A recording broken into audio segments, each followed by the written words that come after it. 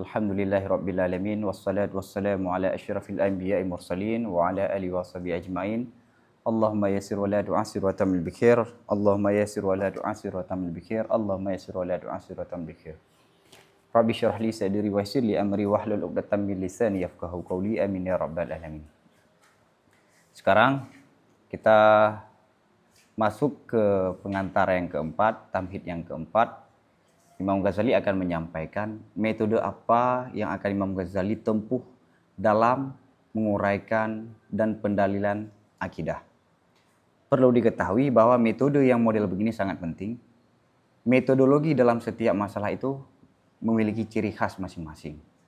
Dalam fikih ada metodologinya, yakni usul fikih. Adapun dalam akidah, tauhid, metodologinya adalah ilmu kalam. Ilmu kalam ini memiliki metode. Apa saja metode mutakallimin? Nah, karena apa? Karena sebelum kita menyimpulkan suatu kesimpulan akidah, ini ada tata cara, ada metodologi yang menghasilkan kesimpulan-kesimpulan akidah. Dan metodologi ini adalah yang disepakati oleh para ulama. Maka Imam Ghazali sebelum masuk ke poin inti akidah, beliau menyampaikan metode ini yang akan saya sampaikan dari permulaan pembahasan hingga selesai. At-tamhidur rabi'u fi bayani manahijil adillati allati satantijuha fi hadzal kitab. Tamhid yang keempat dalam menjelaskan metode-metode pendalilan-pendalilan satanhajuna fi hadzal kitab yang akan kami tempuh metode-metode ini dalam kitab. I'lam anna manahijal adillati mutasya'ibatun. Ketahui olehmu bahwa sungguh metode pendalilan-pendalilan itu banyak, bercabang. Jadi kalau kita membuat penelitian, itu banyak sekali metode yang dipakai oleh para mutakalimin. Di antaranya seperti qiyas syahid alal ghaib. Dan ini tidak dipakai oleh mutaakhirin, tapi dipakai oleh mutakadimin. Kenapa? Karena mutaakhirin daripada kalangan mutakallimin Asy'ariyah memakai mantik. Makanya kita Imam Ar-Razi dan para ulama yang lain memulai kitab ilmu kalam dengan pembahasan mantik. Karena mantik adalah kesepakatan pikiran semua manusia. Jadi kesimpulan akidah itu bukan kesimpulan orang Islam. Akidah yang kita bahas ini bukan akidah umat Islam, tapi akidah manusia. Kenapa? Karena metode ini disepakati oleh para manusia. Jadi semua makhluk yang berstatus manusia, dia harus meyakini dengan akidah ini. وقد أوردنا بعضها في كتاب محاك النظار وأشبعنا القول فيها في كتاب معيار العلم. Dan sungguh telah kita hadirkan sebahagian metode-metode ini dalam kitab Mihakun Nadhar dan kita kenyangkan, yakni kitab bahas panjang.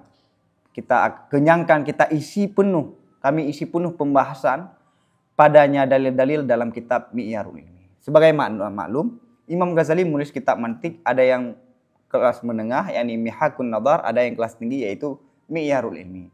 Sebahagian metodenya sudah beliau sampaikan dalam kitab Mihakun Nadhar dan keseluruhannya itu disampaikan dalam kitab Mi'yarul Ilmi.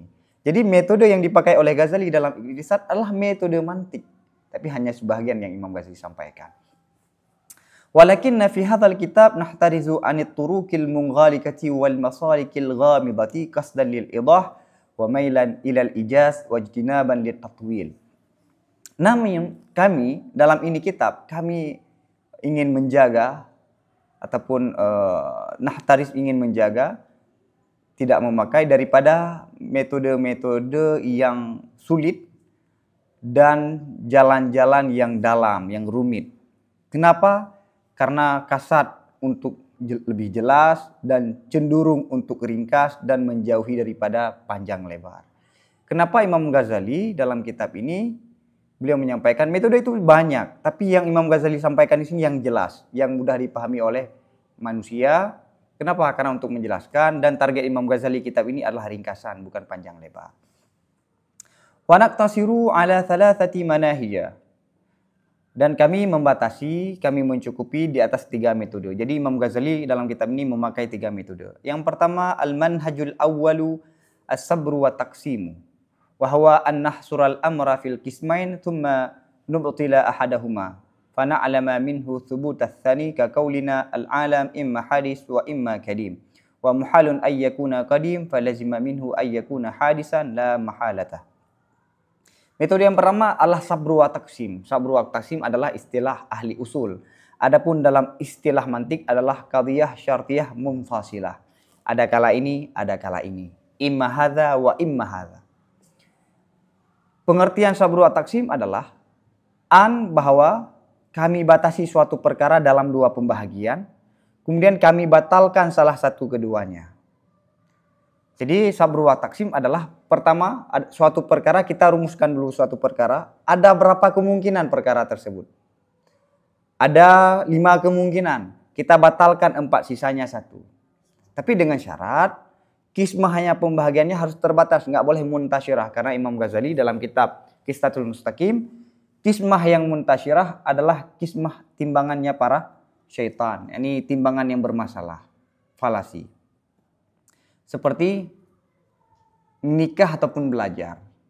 Menikah ataupun belajar. Ini salah. Karena ada opsi yang ketiga, menikah dan belajar. Mestinya ada 3 pilihan. Menikah, belajar, menikah sambil belajar. Ini belajar bukan belajar sambil menikah. Menikah plus belajar.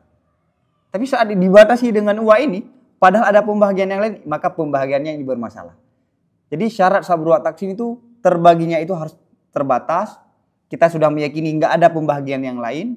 Yani istiqra' akli. Jadi ada 2, ada istiqra' akli dan ada istiqra' yani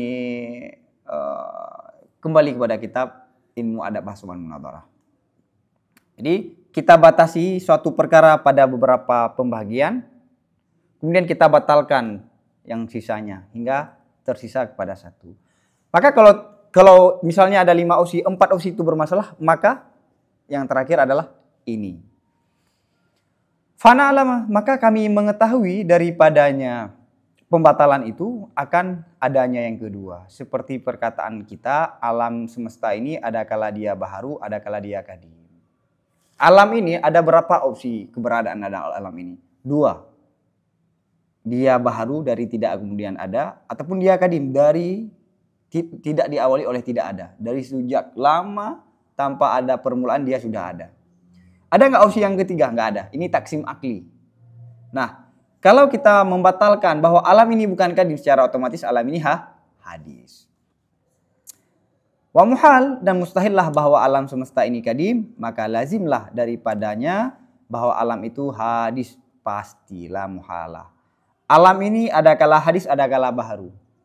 Akan tetapi alam ini qadim adalah mustahil, mustahil alam ini qadim, maka lazimnya apa? Alam ini pasti. Karena nggak ada opsi yang lain. Wa hadzal lazimu huwa matlubuna wa huwa ilmun maqsudun istafadnahu min ilmaini akharaini. Ini lazim, yakni kesimpulan alam ini baharu adalah natijahnya kita, kesimpulannya kita. Wahwa lazim ini adalah satu pengetahuan yang ditujukan, yang kita ambil faedah kesimpulan ini daripada 2 pengetahuan yang lain. Kata lain, natijah itu adalah lahir dari proses 2 mukaddimah. Mukaddimah sugra dan mukaddimah kubra. Kalau yang tadi mukaddimah yang pertama apa? Alam ini ada kala qadim, ada kala hadis. Mukaddimah pertama. Akan tetapi alam ini qadim mustahil. Mukaddimah kubra. Maka ataupun yang tadi mukaddam ini adalah tali. Maka natijahnya apa? Alam ini hadis. Alam ini hadis adalah maksud kita. Kenapa ada kesimpulan alam ini hadis? Berangkat daripada mukaddam dan tali.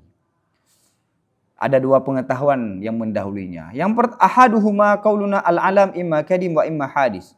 Fa innal hukma bihadzal inhisar ilmun. Salah satu daripada keduanya 2 pengetahuan sebelumnya adalah perkataan kita, alam ini ada kala qadim, ada kala hadis. Maka bahwa sungguh menghukumi dengan ini batasan, dengan ini terhasar, terbatas, itu adalah suatu bentuk pengetahuan. Alam ini ada kala qadim, ada kala hadis. Ini adalah suatu pengetahuan dulu. Oke, menghukumi alam ini ada 2 opsi. Tanpa melihat apakah benar ataupun tidak dulu. Kita kategorikan, ada kala ini, ada kala ini. Ini. Wasani qauluna wa muhalun ayyakuna qadiman fa inna hadza ilmun akhar. Yang kedua, mukaddimah yang kedua, tali. Perkataan kita, mustahillah bahwa alam ini qadim. Maka bahwa sungguh ini pengetahuan ini adalah pengetahuan yang lain. Mustahil alam ini kadim. Sebagaimana yang sudah disampaikan, yang akan disampaikan pada pembahasan kidam. Ya kan, masalah wujud Allah. Mustahil alam ini kadim. Maka kalau alam ini mustahil kadim, maka enggak. Pengetahuan bahwa alam ini bukan kadim adalah suatu pengetahuan. Jadi gabungan dua pengetahuan. Pengetahuan yang pertama, alam ini ada dua opsi, tanpa melihat benar dan salah, sesuai ataupun tidak. Yang kedua, alam ini mustahil secara kadim. Ini kita sudah meriset. Kalau yang tadi enggak. Yang pertama kita berikan opsi dulu. Sedangkan yang kedua kita sudah meneliti. Setelah kita meneliti, alam ini tidak boleh kadim. Mustahil alam ini kadim. Gabungan daripada dua ini, maka kalau dia bukan kadim, maka kesimpulannya Wathalisu huwal lazimu minhuma wa huwal matlubu annahu hadisun. Wathalis, pengetahuan yang ketiga adalah yang lazim, yang hasil, yang lahir daripada keduanya, dua mukaddimah, mukaddam dan tali. Wahwa dan lazim inilah matlub. Apa matlubnya? Annahu, bahwa sungguh alam itu adalah hadis. Jadi kesimpulan ada tiga pengetahuan. Pengetahuan yang pertama, alam ini ada kala kadim, ada kala hadis. Pengetahuan yang kedua, mustahil alam ini kadim. Pengetahuan yang ketiga adalah yang ketiga ini tidak muktasab, karena natijah itu lazim daripada mukaddimah. Mukaddimah itu yang harus dihasilkan. Wa kullu ilmin matlubin fala yumkinu an yustafada illa min ilmaini huma aslani wala kullu aslin. Dan setiap pengetahuan, kesimpulan, setiap pengetahuan yang matlub, maka tidak mungkinlah bahwa diambil faedah pengetahuan tersebut kecuali daripada dua pengetahuan yang lain. Yang kedua pengetahuan yang lain itu adalah dua mukaddimah. Jadi setiap natijah tidak bisa hasil suatu natijah kecuali dia proses daripada mukaddimah, sugra dan kubra ataupun mukaddam dan tali. Natijah tidak pernah lahir dengan sendirinya. Natijah itu lahir dari dua proses pengetahuan sebelumnya. Apakah semua pengetahuan? Misalnya alam semesta ini baharu. Apakah semua mukaddimah bisa menghasilkan natijah? Enggak. Buktinya alam ini berbentuk, dan setiap berbentuk memiliki warna, ataupun setiap berbentuk tidak pernah terlepas daripada dimensi. Apakah berkesimpulan alam ini hadis? Enggak. Apakah memiliki satu kesimpulan? Karena tidak semua mukaddimah bisa menghasilkan kesimpulan yang benar. Ini membuktikan bahwa apa? Ini menunjuki bahwa pikiran itu tidak tentu menghasilkan pikiran yang benar. Karena pikiran bisa berpikir, manusia tidak bisa memilih untuk berpikir. Ya kan? Tapi manusia bisa memilih bagaimana dia berpikir. Bagaimana inilah yang diatur dalam ilmu mantik. Bagaimana menyusun pikiran kita sehingga menyimpulkan suatu kesimpulan yang benar. Jadi tidak semua mukaddimah, tidak semua pengetahuan melahirkan pengetahuan yang lain. Wala kullu aslaini, dan tidak semua asal yang bisa menghasilkan matlub. Bal idza waqa'a bainahuma izdiwajun ala wajhin makhsusin wa syartin makhsusin. Bahkan baru kapan setiap pengetahuan melahirkan satu kesimpulan? Apabila terjadi di antara keduanya mukaddimah, izdiwaj, percampuran di atas cara yang khusus dan syarat yang terkhusus. Kapan dua mukaddimah itu bisa menghasilkan natijah? Kalau dia tergabung dengan cara yang terkhusus dan syarat-syarat yang terkhusus yang diuraikan dalam ilmu. Misalnya had wasat, letaknya di mana. Fa idza waqa'al izdiwaju ala syartihi afada ilman salisan wa huwal matlub. Apabila terjadilah percampuran dengan aturan yang ditetapkan, dengan syarat yang sudah ditentukan, ala syartihi, berdasarkan syaratnya izdiwaj, niscaya akan menghasilkan pengetahuan yang ketiga. Jadi dua mukaddimah yang disusun sesuai dengan undang-undang akan menghasilkan natijah. Wahwa, natijah itu adalah matlub. Wa hadza tsalis kad nusammihi da'wa idza kana lahu khasmun.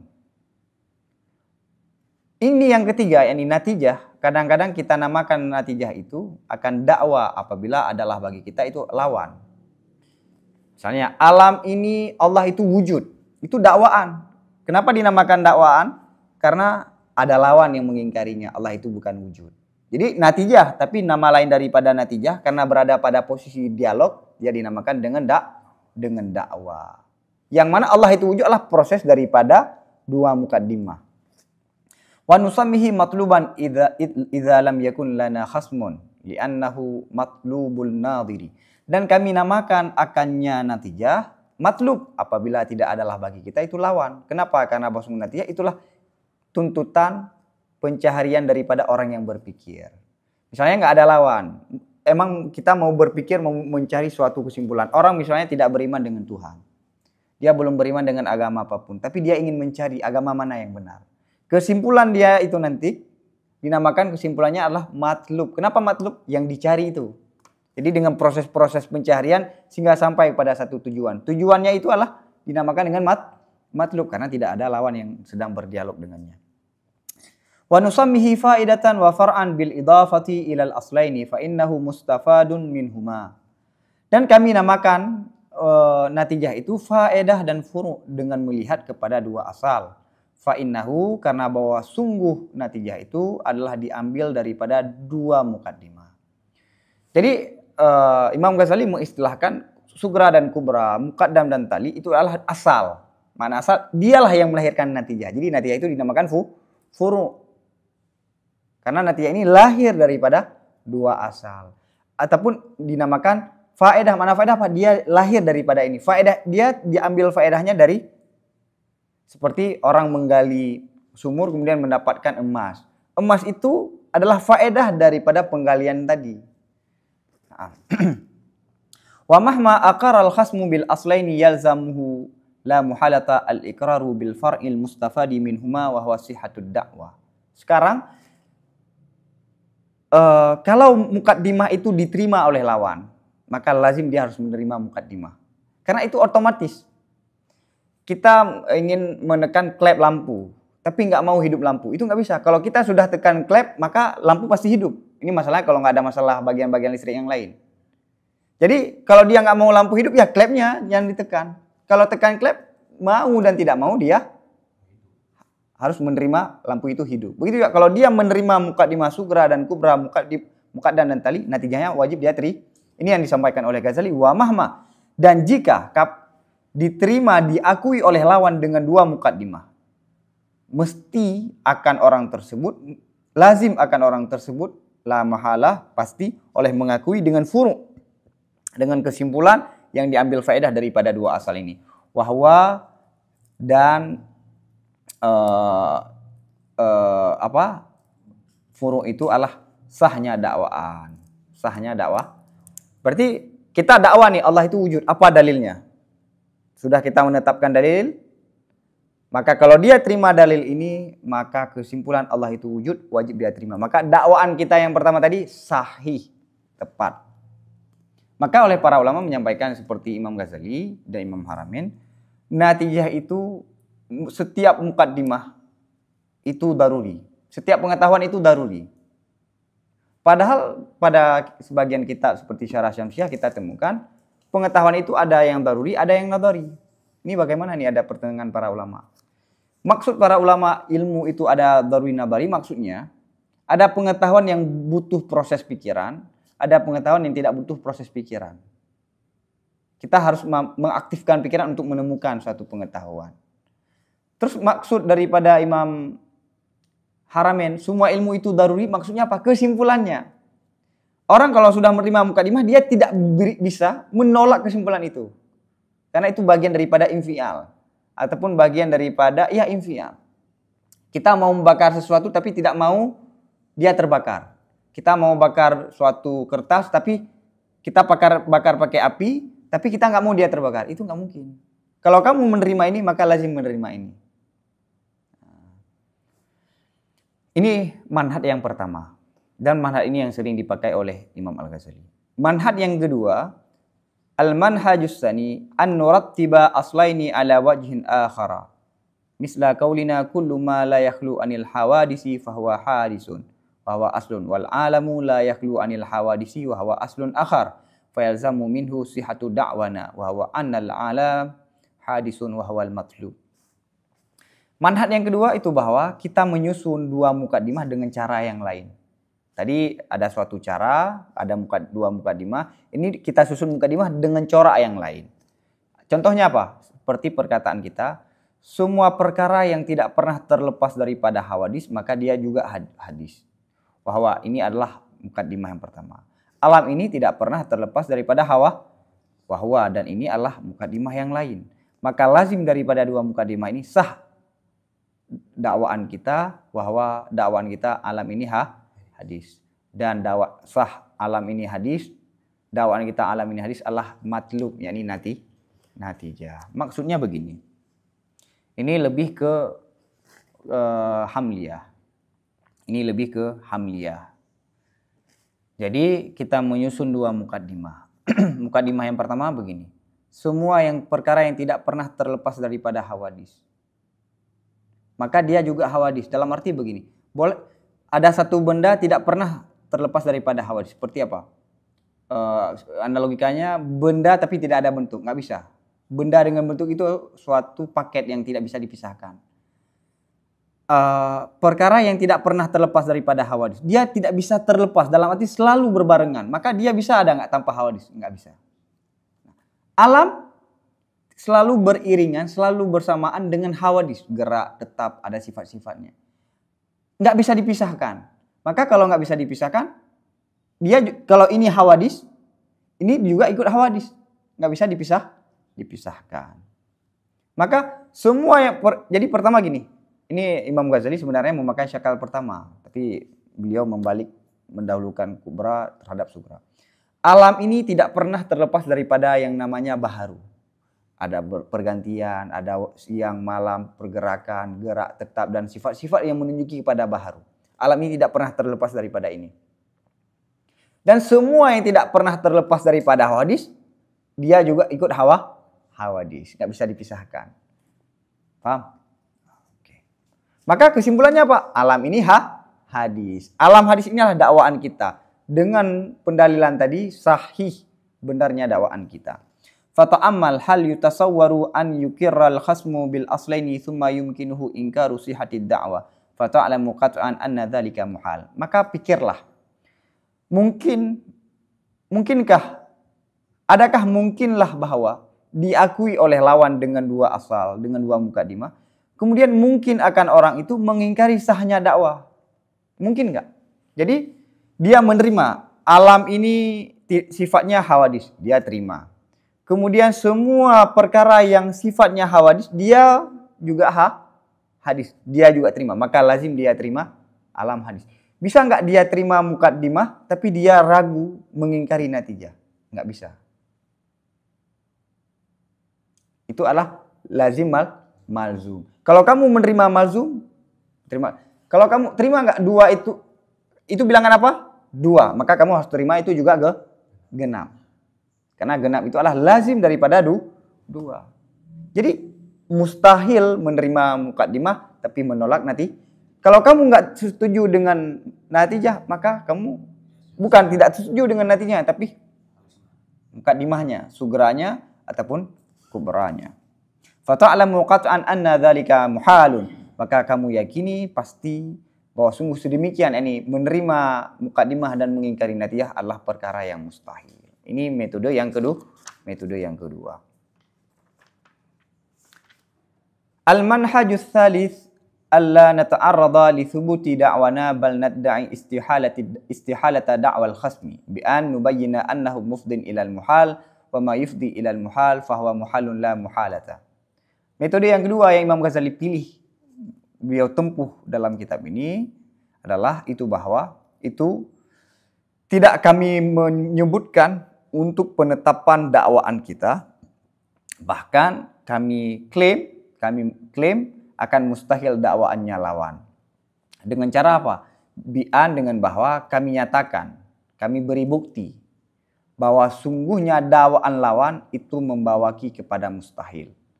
Dan sesuatu yang membawaki kepada mustahil juga mustahil pasti. Jadi sekarang ada dakwaan yang bertentangan. Ada yang mengatakan alam ini qadim, kita mengatakan alam ini hadis. Kita tidak memberikan dalil untuk menguatkan argumen kita, tapi kita hadirkan dalil untuk membantah dalilnya. Yang dinamakan metode ini dalam ilmu adab munadharah al-mu'aradah. Kita tidak memberikan dalil untuk penetapan dakwaan kita, tapi kita berikan dalil untuk merobohkan dakwaan lawan. Kalau dakwaan lawan roboh dengan dalil yang kita bawakan, maka seperti kita mengatakan dalil kamu ini membawa kepada mustahil. Suatu yang membawa mustahil juga mustahil, maka dalilmu juga mustahil. Contohnya apa? Misaluhu qauluna insaha qaulul khasmi inna dawratil falaki la nihayata laha lazima minhu sihatu qaulil qaili innama la nihayata lahu kadin qada wa furiga minhu. Wa ma'lumun anna hadzal lazima muhalun fayalzamu minhu la muhalata anna al-mufdi ilahi muhalun wa huwa madhhabul khasmi. Fahahuna aslani. Contohnya perkataan kita begini. Ini perdebatan antara alam kadim ataupun alam hadis. Jika benarlah pendapat lawan bahwa sungguh perputaran falak itu tidak ada hujung baginya perputaran, niscaya lazim daripada perkataan lawan ini sahihnya perkataan orang yang berkata bahwa sungguh sesuatu yang tidak ada hujung baginya sudah berakhir dan sudah kosong daripadanya. Jadi begini, kata filsuf, alam ini tidak ada perputaran planet yang ada di alam semesta ini tidak ada batasan. Kadim, azali, dia kadim. Alam ini kadim, perputarannya sudah tidak ada permulaan. Kalau benar dakwaan ini, kalau benar perkataan kamu, maka benar perkataan orang yang mengatakan ini, sesuatu yang tidak berakhir, tapi sudah berakhir. Kalian mengatakan itu kan nggak berakhir. Benar kalau ada orang yang mengatakan, yang tidak ada ujung, tapi ada ujung. Bertentangan kan? Kalau tidak ada ujung, ya pasti tidak ada ujung. Maksudnya apa? Perputaran itu sekarang kan sudah berhenti nggak? Untuk detik ini terbatas. Tanpa melihat ke besok selanjutnya. Jadi suatu yang tidak ada permulaan, yang tidak ada batasan namanya, sekarang untuk detik ini sudah ada batasan. Maka benar perkataan orang yang mengatakan yang tidak ada terbatas, sudah terbatas. Padahal mustahil. Kalau perkataan dalil kamu benar, maka perkataan orang ini juga benar. Akan tetapi perkataan orang ini mustahil, maka suatu yang bagi mustahil. Wa ma'lumun, dan sudah maklum bahwa sungguh ini lazim juga mustahil. Apa lazimnya? Sesuatu yang tidak ada berakhir, yang tidak ada ujung, sekarang ada ujung. Suatu yang tidak selesai, sudah selesai. Maka lazim daripada ini pasti bahwa sungguh yang membawa kepada sesuatu tersebut mustahil. Apa yang membawa kepada mustahil? Mazhab lawan. Apa bukti alam ini kadim? Alam ini, semesta ini, planetnya berputar tanpa ada batasan. Untuk sekarang ada batasan. Bagaimana suatu yang tidak ada batasan? Batas. Maka kalau pendapat kamu benar, maka perkataan orang yang tidak ada batasan terbatas. Ini mustahil. Maka sesuatu yang membawa kepada... Jadi dalil mereka menghasilkan suatu lazim. Apa lazimnya? Yang tidak terbatas, sekarang terbatas. Ini lazimnya. Oke. Lazim ini mustahil nggak? Mustahil. Maka kalau batal lazim, malzum juga batal. Ingat, ada satu kaidah.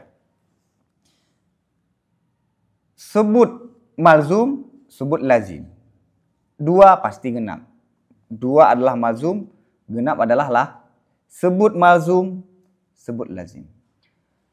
Ternafi malzum, tidak tentu ternafi lazim. Tidak, angka itu bukan dua. Apakah tidak genap? 4 kan juga genap. Yang mana 4 itu bukan 2. Tidak ada lazim, batal malzum. Angka itu bukan genap, maka 2 batal. Lazimnya apa? Genap. Kalau genap ternafi, maka malzumnya juga ternafi.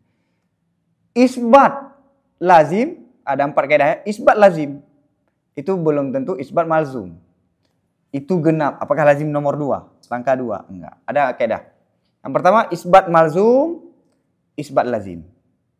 Nafi malzum, tidak tentu nafi lazim.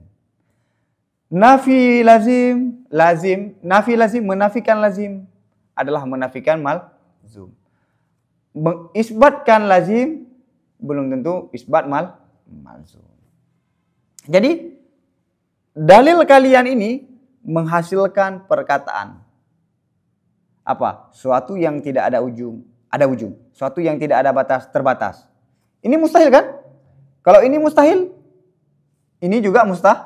Karena terbatal lazim, terbatal malzum. Maka kalau terbatal ini, maka dakwaan kamu bermasalah. Nah, ungkapan yang tadi ada dua asal, ada dua mukadimah. Ahaduhuma qauluna in kanat dauratul falaki la nihayata laha faqad inqadha ma la nihayata lahu fa innal hukma biluzum inqidha'i ma la nihayata lahu 'ala al-qawli bi nafyi nihayati an dauratil falaki ilmun nadda'ihi wa nahkumu bihi yutasawwaru fihi minal khasmi iqrarun wa inkarun bi an yuqal la usallimu annahu yalzamu dhalika. Di sini ada dua mukadimah. Yang pertama, perkataan kita. Ini mukadimah pertama ya, mukaddam ya. Mukaddam. Jika adalah perputaran planet itu tidak ada ujung baginya perputaran. Ini dari lawaan nih. Maka lazimnya apa? Maka sungguh berakhirlah sesuatu yang tidak ada ujung baginya. Apa? Maksudnya apa? Jika perputaran planet itu tidak ada batasan, la nihayata lahu, maka dia berefek kemana? Lazimnya apa? Berakhir sesuatu yang tidak ada ujung. Berakhir sesuatu yang tidak ada ujung. Berakhir sesuatu yang tidak ada terbatas.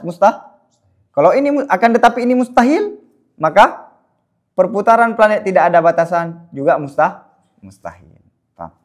Mukadimah yang pertama ini apa? Fa innal hukma, bahwa sungguh menghukumi dengan lazimnya berakhir sesuatu yang tidak ada batasan baginya sesuatu berdasarkan pendapat dengan menafikan batasan daripada perputaran planet. Itulah suatu pengetahuan yang kami klaim akannya pengetahuan dan kami hukumi dengannya pengetahuan yang mungkin padanya lazim itu daripada lawan oleh mengakui dan mengingkar dengan bahwa berkata lawan itu, saya tidak terima bahwasanya lazimlah sedemikian. Jadi kita mengikat nih, dalil mereka kita ambil, kita ikat dengan ini. Ya, kita ikat. Perkataan mereka apa? Perkataan mereka apa? Sesuatu perputaran planet ini tidak ada ujung. Tidak ada batasan. Kita ikat. Kalau perkataanmu ini benar, kalau kamu berpendapat begini, maka lazimlah sesuatu, lazimnya kita hubungkan. Sesuatu yang tidak ada batasan sekarang sudah ada batasan. Sesuatu yang tidak berakhir sekarang sudah berakhir. Oke. Si lawan boleh dia terima. Oh, kami nggak menerima itu ada hubungan. Boleh menerima. Boleh dia mengingkari. Mengingkari la usallim. Paham? Nah, hubungan antara dua ini adalah ilmu. Perkataan mereka ini lazim akan ini berefek ke sini. Ialah suatu pengetahuan yang kita hukumi, yang kita klaim, yang boleh, yang mungkin bagi si lawan mengakui dan mengingkari. Itu kan bentuk suatu pengetahuan, menghubungkan. Nah, punya kamu itu terhubungnya ke sini. Wasani, mukadimah yang kedua, qauluna hadzal lazimu muhalun fa innahu aidan aslun yutasawwaru fihi inkarun bi ayyakul sallamtul aslal awwal walakin la usallim hadzal tsani wa huwa istihalu inqidai ma la nihayata lahu. Mukadimah ini tali, ini perkataan kita, ini lazim ini. Mukadimah yang pertama apa? Mukaddamnya. Perkataan kamu ini, perputaran falak ini yang tidak ada batasan menghasilkan sesuatu teori. Teori kamu itu akan menghasilkan satu efek. Apa efeknya? Yang tidak berakhir. Ini satu mukadimah. Mukadimahnya apa? Hubungan antara dalil kamu dengan ini. Itu mukaddam. Jika kamu berpendapat begini, maka lazimnya begini. Ada kan? Jika kamu keluar rumah, maka saya keluar. Akan tetapi kamu nggak keluar, paham? Nah, lazim ini, lazimnya hubungan antara lazim tadi, hubungan antara perputaran farak yang tidak ada batasan dengan, ini lazimnya apa? Sesuatu yang tidak berakhir sudah berakhir. Ini mustahil kan lazimnya?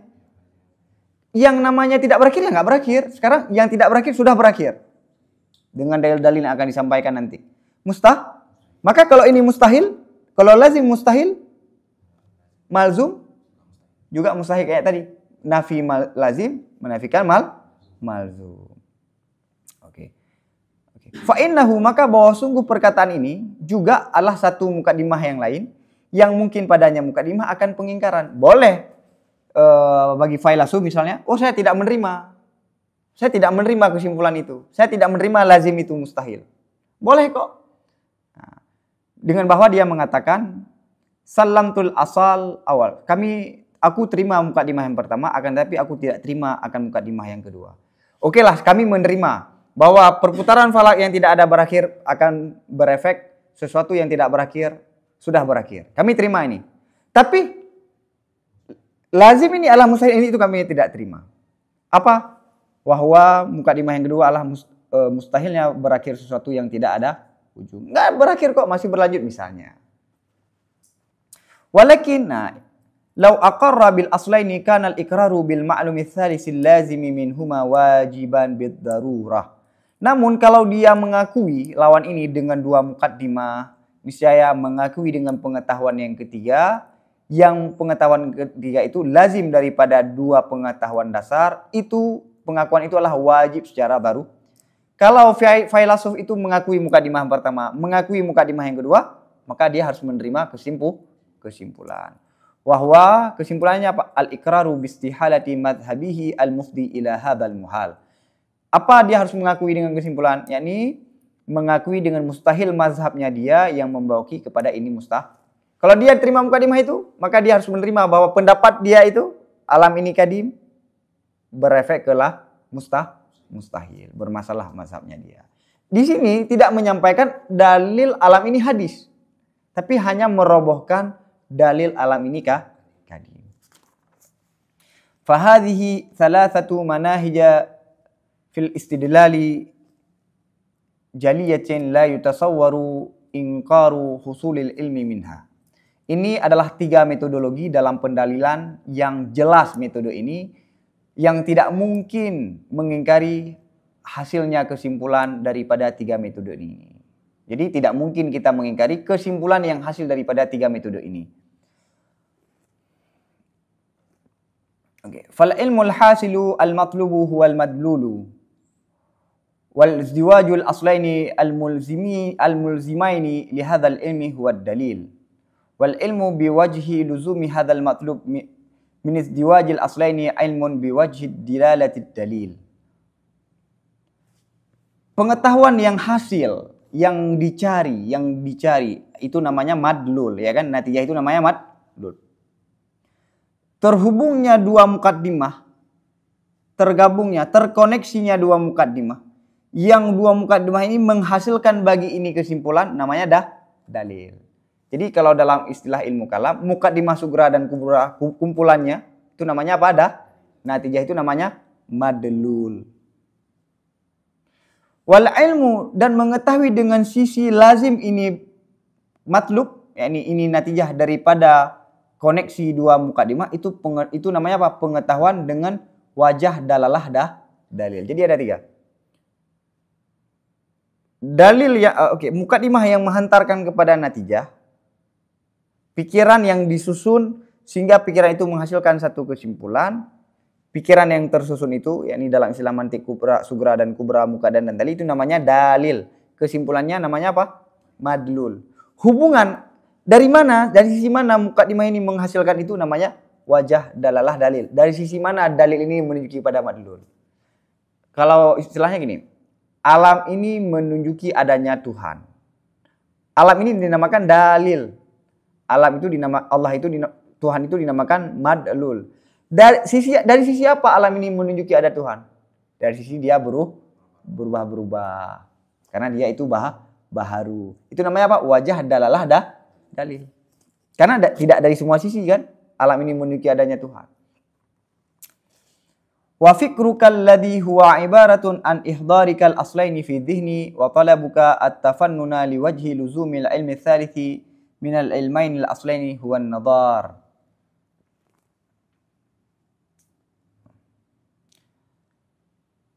Pikiranmu, analisamu, yaitu kata lain daripada engkau menghadirkan dua mukaddimah pada pikiran, dan inginnya kamu akan tafannun, inginnya kamu akan memahami bagi sisi lazim ininya natijah ataupun madlul daripada dua mukaddimah yang lain, itu namanya nadhar.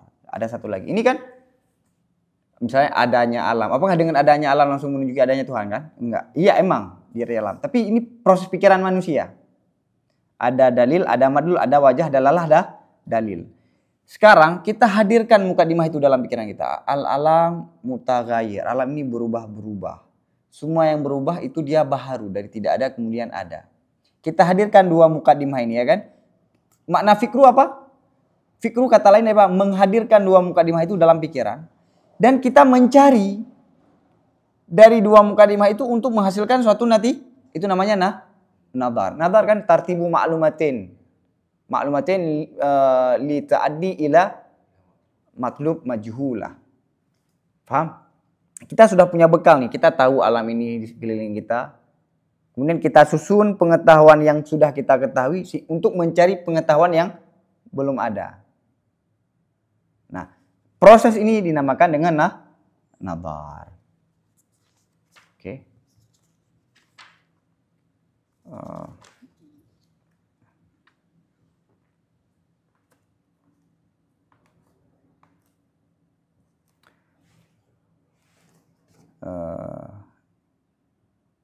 Sudah cukup? Insyaallah kita akan melanjutkan di pertemuan selanjutnya. Wallahu a'lam bishawab wa ilahi marji'un. Maaf. Tuh yuk. Biar pengen-pengen